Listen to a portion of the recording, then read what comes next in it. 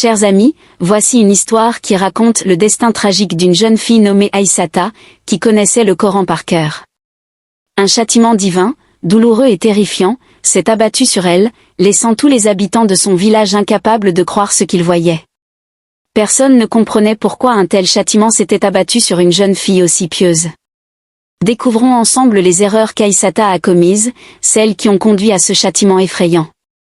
Restez avec moi jusqu'à la fin, car cette histoire porte une leçon profonde et des enseignements précieux. Aïssata était une jeune fille d'une beauté extraordinaire, mémorisatrice du Coran.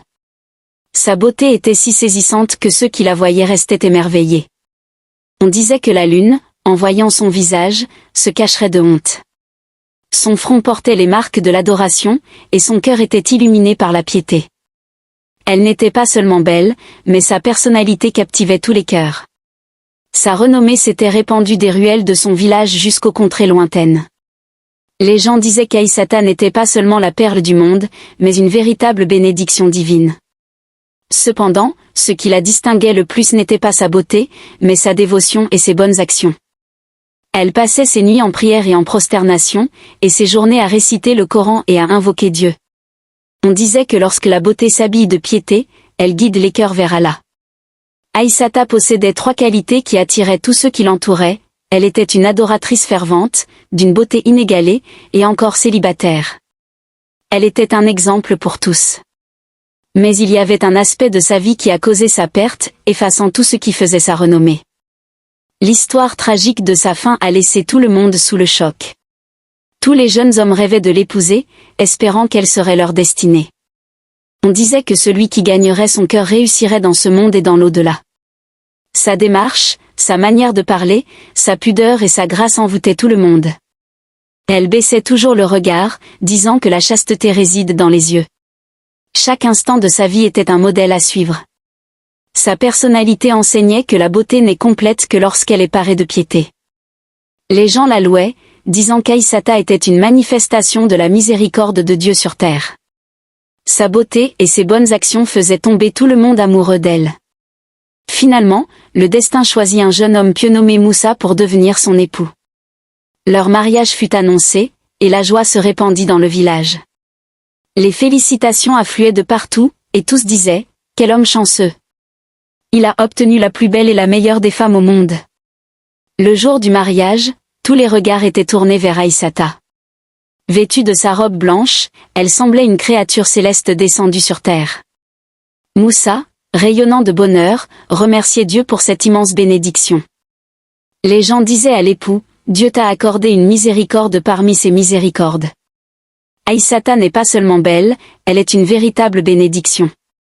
Lorsque Moussa entra dans la chambre nuptiale, Aïssata était assise sur le lit, baissant les yeux par pudeur. Elle était comme une lune voilant sa lumière. Le calme régnait, et le parfum de son vêtement ajoutait une aura particulière à la scène. Moussa s'approcha d'elle lentement, le cœur débordant de joie. Il se dit, désormais, elle est ma compagne, mon refuge, mon soutien. S'asseyant à ses côtés, il lui dit doucement, ma chère épouse, je te promets d'être toujours à tes côtés, de porter tes peines dans mon cœur et de t'honorer à jamais. Les jours passèrent, et leur vie conjugale était un mélange d'amour et de paix. Chaque jour apportait une nouvelle joie, et Moussa remerciait Dieu pour sa femme belle et vertueuse. Mais la vie ne reste pas toujours ainsi. Parfois, des épreuves viennent briser les cœurs. Dieu envoie des tests difficiles, et dans la vie de ce couple, un moment arriva que personne n'aurait pu imaginer. Aïssata fut frappée par une maladie mortelle qui affaiblit son corps. Sa beauté, autrefois source d'émerveillement, s'évanouit complètement. Moussa passait ses jours et ses nuits à la servir, le cœur brisé par son état.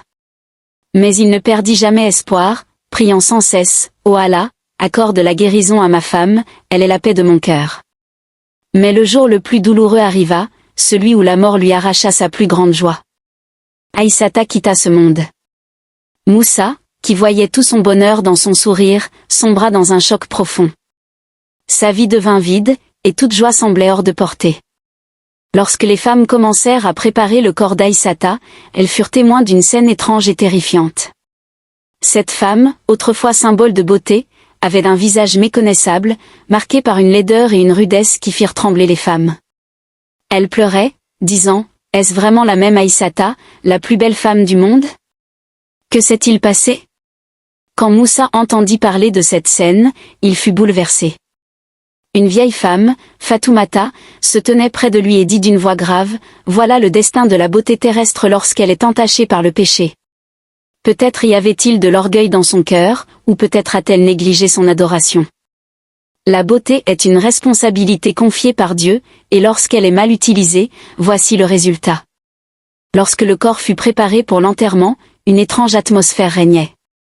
Les porteurs soulevèrent le cercueil, mais il était si lourd qu'ils avaient l'impression de porter une pierre ou du métal. À chaque pas, certains trébuchaient, d'autres luttaient pour avancer.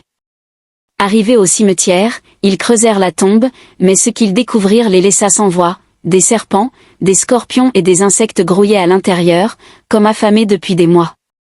La peur s'empara de tous, et ils se mirent à prier, « Ô Allah, protège-nous d'un tel destin. » Moussa, effondré, cria, « Ô Allah, pourquoi cela arrive-t-il à ma femme ?» Fatoumata, la vieille femme, répondit calmement, « C'est le destin de la beauté lorsqu'elle s'accompagne d'orgueil et de désobéissance. Quand une personne passe sa vie à défier Dieu, voilà ce qui l'attend dans la tombe. » Les villageois décidèrent de creuser une autre tombe, mais le même spectacle terrifiant se répéta. Ils creusèrent une troisième, une quatrième, jusqu'à la 7e, mais chaque tombe était infestée de créatures. Désemparée, Fatoumata déclara, « Peu importe combien de tombes vous creuserez, vous trouverez la même chose. C'est un châtiment divin. Elle doit être enterrée ainsi. » Terrifiés, les gens acquiescèrent et procédèrent à l'enterrement. Tous priaient, « Ô Allah, préserve-nous d'un tel sort. » Les paroles de Fatoumata marquèrent les esprits, poussant chacun à réfléchir profondément. Ils décidèrent d'enterrer Aïssata dans la première tombe, fermant les yeux pour ne pas voir l'horreur. Une fois le corps recouvert de terre, tous s'enfuirent, pris de panique. Soudain, Moussa cria, « Arrêtez! Dites-moi d'abord pourquoi ce châtiment s'est abattu sur ma femme. Quel péché a-t-elle commis pour que ses adorations soient vaines et qu'elle soit humiliée dans ce monde et dans l'au-delà ?» Les gens s'arrêtèrent, saisis de curiosité. Ils demandèrent d'une seule voix, « Dis-nous, quels sont ces péchés qui ont causé sa perte ?» Moussa leur demanda de rassembler leurs femmes pour écouter son récit. Bientôt, tout le village, hommes et femmes, était réuni dans un silence oppressant, impatient de connaître la vérité. Moussa s'adressa à eux, « Écoutez attentivement. La beauté, l'adoration et la piété de ma femme ont été détruites par 5 péchés qu'elle a commis. Ces péchés ont attiré la colère de Dieu et anéanti toutes ses bonnes actions. Je vous demande de prévenir vos femmes de ne jamais commettre ces erreurs envers leur mari. » Les femmes, impatientes, demandèrent, « Quels sont ces 5 péchés ?» Moussa, les larmes aux yeux, répondit. « Le premier et le plus grand péché d'Aïssata était de se moquer de ma pauvreté. Elle me disait, « Tu es pauvre, ma famille est riche. Ils m'ont injustement mariée à un homme paresseux et misérable comme toi. » Ces mots me blessaient profondément. Chaque fois qu'elle les prononçait, je me sentais brisée. Un silence pesant s'installa. Les femmes ressentirent du remords, et tous prirent conscience de la gravité de ces paroles. Moussa continua, « Je pleurais la nuit, pensant qu'elle me méprisait à cause de ma pauvreté, alors que je faisais tout pour répondre à ses besoins. Ces insultes déchiraient mon cœur, et je me plaignais à Allah. » Il reprit son souffle et poursuivit, « Le deuxième péché était qu'elle ne m'accueillait jamais avec des mots doux. Après une longue journée de travail, j'espérais qu'elle apprécie mes efforts. Mais elle me disait, « Tu ne fais rien correctement, tu es incapable. » Ces mots brisaient mon cœur, et je passais mes nuits à prier, « Oh Allah, quelle est cette épreuve que je traverse ?» Moussa, la voix tremblante, ajouta, « Le troisième péché était qu'elle insultait mes parents. Elle ne les aimait pas et utilisait des mots si durs que je ne pourrais même pas les répéter à un ennemi. J'aimais profondément mes parents, et ces paroles me faisaient saigner le cœur. Pourquoi était-elle si cruelle envers ma mère qui m'a élevée et mon père qui m'a soutenue ?» Les auditeurs, émus, commencèrent à réfléchir à leur propre comportement. Un sentiment de regret et de repentir s'éveilla en eux. Moussa baissa la tête et continua, « Le quatrième péché était qu'elle ne me remerciait jamais pour ce que je faisais pour elle. J'essayais de lui offrir confort et bonheur, mais elle ignorait mes efforts. Elle disait, « Que as-tu fait pour moi ? Ces mots me faisaient sentir que tout mon travail était vain. L'ingratitude est une grande faiblesse, et Aïssata en souffrait. Enfin, la voix brisée, il dit, le 5e péché, le plus douloureux, était son orgueil. Elle se vantait de sa beauté, disant, grâce à ma beauté, tu es chanceux. Sans elle, tu n'aurais jamais eu quelqu'un comme moi. Sachez, ô gens, que l'orgueil est un attribut de Dieu, et celui qui s'empare est humilié dans ce monde et dans l'au-delà. Cet orgueil a transformé son tombeau en un nid de serpents et de scorpions. Il a détruit ses adorations et fait de sa beauté une malédiction. Les paroles de Moussa firent frémir l'assemblée. Les femmes réfléchissaient à leurs propres mots et actions, et tous priaient pour le repentir. Cette histoire devint une leçon pour chacun, la désobéissance et l'orgueil mènent à la ruine. Moussa, la voix étouffée par les larmes, conclut, aux gens, conseillez à vos femmes de ne jamais prononcer ces 5 phrases. Car celles qui le font seront détruites dans ce monde et châtiées dans l'au-delà.